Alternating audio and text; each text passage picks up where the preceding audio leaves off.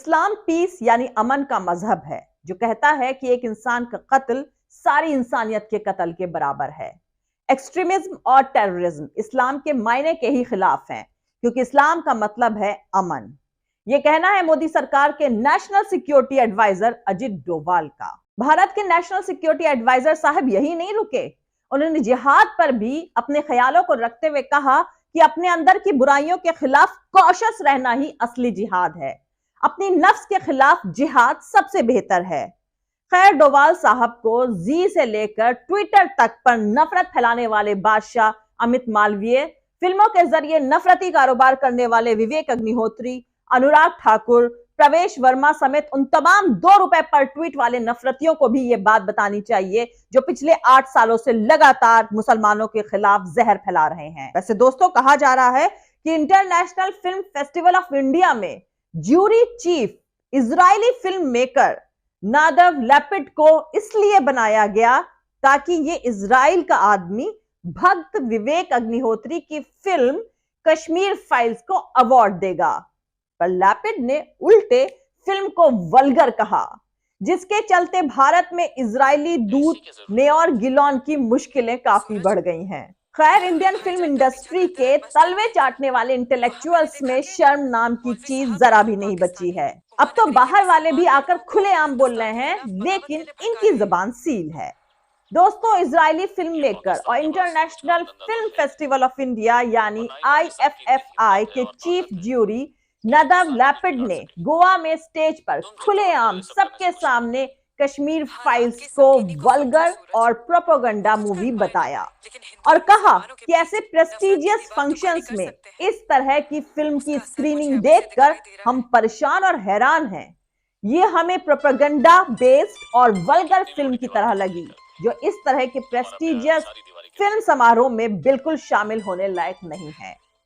तो दोस्तों, हकीकत ये है कि कश्मीर फाइल्स एक प्रोपेगेंडा मूवी है, ये बात हम सब जानते हैं, लेकिन आखिरकार इस तरह की फिल्में क्यों बनाई जाती हैं? इनका क्या असर पड़ता है लोगों पर? अब उसको भी समझ लेते हैं।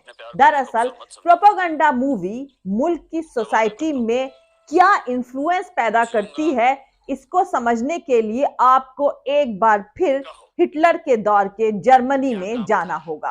तो दोस्तों, फिल्म नाज़ी जर्मनी में प्रोपेगेंडा के सबसे असरदार हथियारों में से एक थी, क्योंकि फिल्म में उस वक्त भी एंटरटेनमेंट का सबसे अहम जरिया मानी जाती थी। हिटलर खुद फिल्म के जरिए को लिखित अल्फाज से बेहतर मानता था। आपको जानकर ताज्जुब होगा कि जर्मन घरों के अंदर तक घुसने के लिए नाज़ी पार्टी ने 1933 में डिपार्टमेंट ऑफ फिल्म तक बना दिया था। हम सब देख ही रहे हैं कि भारत में भी आज बॉलीवुड में अनडिक्लेयर्ड तौर पर कुछ ऐसा ही डिपार्टमेंट बना हुआ है। नाज़ी जर्मनी के इस डिपार्टमेंट ऑफ फिल्म का मकसद जर्मन लोगों को एग्रेसिव नेशनलिज्म का मैसेज देना और यहूदी लोगों के बारे में नेगेटिव प्रोपेगेंडा फैलाना था।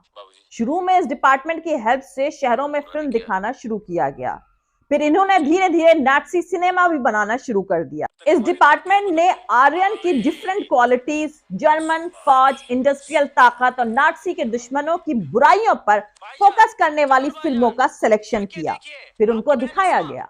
अहम बात यह है कि ऐसी फिल्में बनाने के लिए कम ब्याज पर कर्ज देने के लिए एक film bank, film credit bank GmbH को एस्टैब्लिश किया गया। अक्सर ये प्रोपेगेंडा फिल्में जर्मनी के दुश्मनों पर फोकस होती। 1933 में बना नाज़ी पार्टी का ये डिपार्टमेंट ऑफ फिल्म सिनेमा घरों में ऐसी प्रोपेगेंडा फिल्में प्रोवाइड करके इनके शो एश्योर करवाता था। दोस्तों, वैसे तो तमाम फिल्मों का प्रोडक्शन हुआ। लेनी राइफेनस्टाइल की डेज विलेंस विल्की जी और डेर हिटलर जंज क्यू, हिटलर यूथ मेंबर क्यू जैसी फिल्मों ने नाज़ी पार्टी और उससे जुड़े ऑर्गेनाइजेशंस का खूब महिमा मंडन किया। द वॉन्डरिंग ज्यू नाम की एक फिल्म थी जो कि 1940 में आई थी और यहूदी लोगों को बुरा दिखाती थी। कुल मिलाकर 1000 के आसपास ऐसी फिल्में बनाई गईं। भारत में भी आप ऐसे ही कुछ देख रहे हैं। फिल्मों में नफरत, खासकर मुसलमानों को खलनायक और वायलेंस शख्स के तौर पर पेश करने का खेल पिछले कुछ सालों में काफी तेज हुआ है। दशकों तक नायक का दोस्त रहा मुसलमान किरदार अब खलनायकों के ग्रुप का हिस्सा हो गया है। इमेजिनरी, हिस्टोरिक और सच्ची वारदातों से ऐसी कहानियां जुटाई, लिखी और बनाई जा रही हैं जो मौजूदा सत्ता के फायदे में काम कर रही हैं। इसे सरकारी सिस्टम से बढ़ावा भी मिल रहा है। 2019 में आई 2 फिल्में उरी, द सर्जिकल स्ट्राइक और केसरी, और 2020 में आई तान्हाजी।